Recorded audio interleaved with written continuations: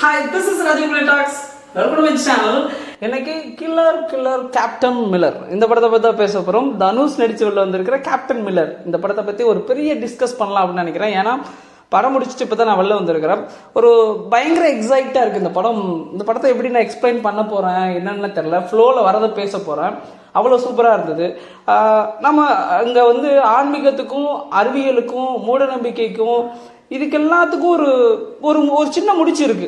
அதை புரிஞ்சுக்கிட்டான்னு வச்சுக்கோங்களேன், மனுஷனோட வாழ்க்கை வந்து ரொம்ப சூப்பராக வாழ்ந்துடலாம். அந்த மாதிரி இவர் இந்த படத்தில் எனக்கு என்ன ஃபீல் ஆச்சுன்னா, இந்த படத்தை நம்ம எந்த கண்ணோட்டத்தில் பார்க்குறோம் அப்படின்னு இந்த படத்தை எந்த படத்துக்கூடையும் கம்பேர் பண்ணக்கூடாது. இப்போ வந்து இந்த படம் வந்து லைக் அசுரன் மாதிரி செம்மையா இருக்கா அப்படின்லாம் நம்ம கேட்க முடியாது. இந்த பட ஜோன் இருக்கு, இந்த படத்துல எப்படி இருந்தது அப்படின்னு தான் அந்த படத்தை பார்க்கணும்.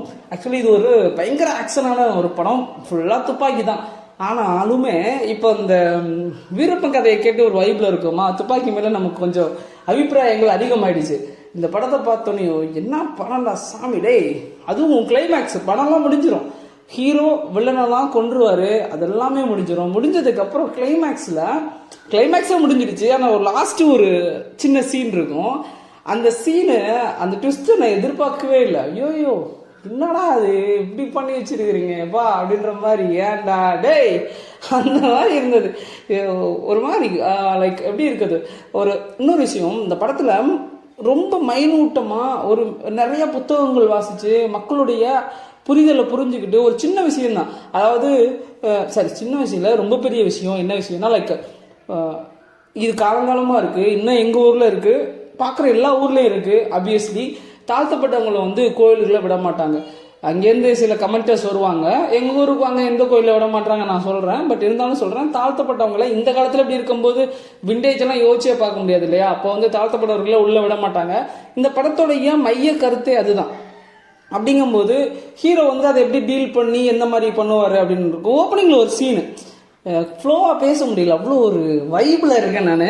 ஆக்சுவலி ஓப்பனிங்கில் ஒரு சீனு, ஆக்சுவலி ஆதிக்க ஜாதி வந்து தாழ்த்தப்பட்ட ஜாதி நினச்சிட்டு இருக்க ஒரு பீப்புளை வந்து பயங்கரமாக சஃபர் பண்ணுவாங்க.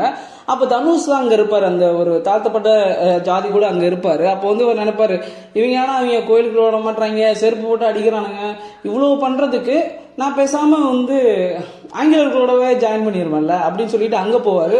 அங்கே பண்ணால் அவனுங்க அதுக்கு மேலே இவங்களே போட்டு கொள்றா சுடுறான்னு சொல்லி என்ன பண்ணுறதுன்னு தெரியாமல் அங்கேருந்து வெளியில் வந்துடுவார். வெளில வந்ததுனால ஆங்கிலேயர்களே அவரை கொள்றதுக்கு அந்த பீப்புளை, அவங்க ஊர் வில்லேஜ் பீப்புளை கொள்ள வருவாங்க. அதுலேருந்து மீண்டு எப்படி ஊரை மக்களை காப்பாற்றுறாங்க.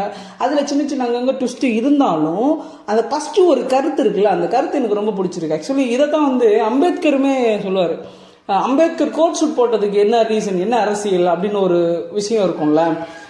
ஆக்சுவலி நீங்கள் மற்ற தலைவர்களை கம்பேர் பண்ணும்போது அவரை பார்த்தா கொஞ்சம் வித்தியாசமான தலைவர் வந்து அம்பேத்கர். ஏன் கோட் ஷூட் சம்மந்தம் இல்லாமல் போடணும் அப்படிலாம் நீங்கள் கேட்கலாம்.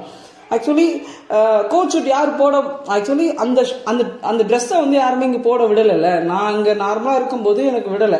யார் அலோவ் பண்ணுறா? எவன் ஒருத்தன் நமக்கு நிகர ஈக்குவாலிட்டி கொடுக்குறான். ஆங்கிலேயர்கள் என்ன வேணாலும் நம்மளை அடிமைப்படுத்தட்டும். ஆங்கிலேயரோட கான்செப்ட் என்ன தெரியுங்களா? சிம்பிள், இவன் மேல் ஜாதிக்காரன், இவன் கீழ் ஜாதிக்காரன், அந்த வெங்காயம்லாம் தெரியாது, இந்தியன் அவ்வளோதான், நீ எனக்கு அடிமை அவ்வளோதான். இந்த ஒரு கான்செப்ட் தான் அவனை பொறுத்தளவு. அதுலேயுமே படித்தவனை வேற மாதிரி ட்ரீட் பண்ணியிருக்கான். அவங்கள யூஸ் பண்ணிக்கிட்டாங்கன்னு சொன்னதுக்கு தாண்டி படித்தவொடனே வேற மாதிரி டீல் பண்ணிட்டான். அதனால தான் வந்து எல்லாரும் சொல்கிறாங்க படிங்க, படித்தாதான் have to understand the politics, இங்கே எக்கனாமிக்கல் ஸ்டேட்டஸ் எல்லாத்தையும் நீங்கள் தெரிஞ்சுக்கிறதுக்கு ஃபஸ்ட்டு படிக்கணும். படிப்புன்றது வந்து இட்ஸ் அன் எஜுகேஷன், வந்து ஒரு கைடு தான். நான் படிச்சிட்டனால நான் அப்படியே செம்மையா, அது வந்து ஒரு கைடு. நான் படிச்சிட்டேன்னா என் புள்ள கூட படிக்க வேண்டியதில்லை. ஏன்னா நான் எப்படி இந்த உலகத்தில் சர்வே பண்ணணும் அப்படின்னு சொல்லி கொடுத்தேன். படத்தை தாண்டி டைவர்ட் பண்ணி எங்கேயோ போயிட்டு இருக்கோம்ல. இருந்தாலும் இந்த படத்தில் பயங்கரமாக ஈக்குவாலிட்டி பேஸ்டு.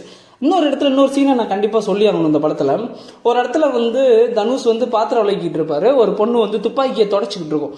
அப்போ வந்து தனுஷ் சொல்லுவார், நீங்கள் வந்து இதெல்லாம் விட்டுட்டு போயிட்டு கல்யாணம் பண்ணிட்டு பொண்டாட்டி பிள்ளையோட ஜாலியாக இரு அப்படின்னு சொல்லுவார். அப்போ வந்து எல்லா பொண்ணுங்களையும் இப்படி தான் நீங்கள் வச்சுப்பீங்களா, லைக் ஈக்குவாலிட்டி, ஜெண்டர் ஈக்குவாலிட்டியை சொல்லுவாங்க. அந்த சீன் பாருங்களேன், இவர் பாத்திரம் தொடக்கிட்டு இருக்காரு, அவங்க துப்பாக்கி தொடச்சிட்டு இருக்காங்க. யார், அதாவது ஒரு ஒரு ஒரு ஆண் வந்து ஒரு பெண்ணை வந்து அடிமைப்படுத்தணும்னு நினைக்கிறதுக்கும் ஒரு பெண்ணை பாதுகாக்கணும் அப்படின்னு நினைக்கிறதுக்கும் நிறைய வித்தியாசம் இருக்கு. கரெக்டாக பாத்திரம் வளைக்கிட்டு ஒருத்தர் சொல்கிறான் அப்படின்னா கண்டிப்பாக அது பாதுகாக்கணுன்ற நோக்கத்தில் தான் சொல்கிறா அப்படி. ஸோ அதுக்கப்புறம் இன்னொரு ஒரு சீன் இருக்கும், இது வில்லன் சைட்லேருந்து இருக்கும். நம்ம மேல் ஜாதியாக இருந்தானே கீழ் ஜாதியாக இருந்தானே எங்கே இருந்தாலும் பெண்களை அடிமையாக தான் வச்சுருக்கிறாங்க அப்படின்னு ஒரு டைலாக். ஆக்சுவலி இந்த படத்துக்கும் இந்த ஈக்குவாலிட்டி இதெல்லாம் எப்படி கோரிலேட் பண்ணி இந்த இயக்குனர் ஒரு வேலை பண்ணி வச்சிருக்கிற படத்தில் உண்மையிலே செம்ம. எனக்கு என்ன ஒரே டிசப்பாயின்மெண்ட்னா, நான் பார்த்த தேட்டரில் கொஞ்சம் சவுண்ட் எஃபெக்ட் சரியில்லை, கொஞ்சம் ஸ்க்ரீன் வந்து ரொம்ப சின்னமாக இருந்தது. மற்றபடி இந்த படத்தை எனக்கு எங்கேயுமே ஒவ்வொரு டைலாக்லையுமே நீங்கள் மிஸ் பண்ணிடவே கூடாது. ஒவ்வொரு டைலாக்லையுமே கதை சொல்லப்பட்டுக்கிட்டே இருக்கும், கதை சொல்லிக்கிட்டே இருக்கும். ஏன்னா சில படங்கள்லாம் நம்ம பார்க்கும்போது கதைக்கும் டைலாக்குக்கும் அதுக்கெல்லாம் சம்மந்தமே இல்லாமல் போய்கிட்டே இருக்கும். பட் இந்த படத்தை பொறுத்த வரைக்கும் அவங்க பேசப்படுற கதைக்கும் இதுக்கும் மிகப்பெரிய கனெக்ஷன்ஸ் இருந்தது. எங்கேயுமே மிஸ் பண்ணக்கூடாது. படத்தில் ட்விஸ்ட்டு, ஃபைட் சீக்வன்ஸு எல்லாமே செமையாக இருக்கும். நம்ம யூஸ்ஃபுல்லாக ஆங்கிலேயர்கள் வந்து நம்மளை எப்படிலாம் அடிமைப்படுத்துவாங்க, எப்படிலாம் நம்மளை கஷ்டப்படுத்துவாங்க அப்படின்றத நம்ம இன்னும் இதுக்கு முன்னாடி வந்து நிறைய படத்துலலாம் நம்ம பார்த்துருக்கோம். பட் இருந்தாலும் இந்த படத்தில் ஒரு ஹீரோ, ஒரு ரியல் ஹீரோ, நான் இந்த படத்தில் இன்னொரு விஷயம் ரொம்ப சூப்பராக பிடிச்சிருந்தது. பொதுவாக நம்ம ஹீரோவை எப்படி ஹீரோயிசமாக காட்டுவோம், லைக் வந்து பீப்புள் இந்த மாதிரி கஷ்டப்படுறவங்களாம் தட்டி கேட்டால் ஹீரோ இல்லையா, அந்த மாதிரி தான் இந்த படத்தில் ஹீரோ. அந்த இடத்துல ஹீரோ வந்து நான் ஹீரோவாக பார்க்கல, ஏன்னா நம்ம பார்த்து புளிச்சு போச்சு, இதே தானே பண்ணுவீங்க அப்படின்னு. படம் முடிஞ்சு ஹீரோ வில்லன் அடித்து காலி பண்ணதுக்கப்புறம் கிளைமேக்ஸ், அதுதானே கிளைமேக்ஸாகவே நம்புகிறேன் நான். அந்த இடத்துல ஒரு மேட்ரு காட்டுவாங்க பாருங்கள், ஹீரோவை காட்டுவாங்க. நான் அப்போ தான் ஹூ இஸ் ரியல் ஹீரோ, அதாவது இந்த படத்துக்கும் ஈக்குவாலிட்டிக்கும் ஆன்மீகத்துக்கும் ஏதோ ஒரு கனெக்ஷன் இருக்குப்பா இங்கே. அந்த ஏதோ ஒரு சின்ன ஒரு முடிச்சோடவே இந்த படம் இருக்கும். அந்தளவுக்கு ஒரு கேப்டன் மில்லர் இது வந்து லைக் ரொம்ப ஈஸியாக கடந்து போகிற சினிமா கிடையாது. திஸ் ஃபிலிம் மஸ்ட் வாட்சபிள், எல்லாரும் கண்டிப்பாக பார்க்கக்கூடிய படம். அதாவது எந்த அளவுக்கு தனுஷ் வந்து சினிமாவில் பெரிய ஆள் ஆகிட்டு இருக்காரு அப்படின்றதுக்கு அவருடைய நான் யோசித்தேன். நான் ஒரு இதெல்லாம் பார்த்தேன், கேப்டன் மில்லரோட அயலானுக்கு தான் வந்து நிறைய தேட்டர்ஸ் போயிருக்கு அப்படின்னு இருந்தாலும் கூட சூஸ் பண்ணுற அதாவது என்ன சொல்கிறாங்கன்னா, சிவகார்த்திகேயனோட வந்து தனுஷ் வந்து கொஞ்சம் டல் ஆகிட்டாரு, சிவகார்த்திகேயன் வேறு லெவலில் போயிட்டுருக்காரு அப்படின்ற மாதிரி சொல்கிறாங்க. அப்படி கிடையவே கிடையாது. ஒரு பயங்கர மெச்சூரான ஒரு பர்சன் எப்படி கதைக்களத்தை சூஸ் பண்ணணும், அது நமக்கு சேருமா சேராதா, வேற மாதிரி.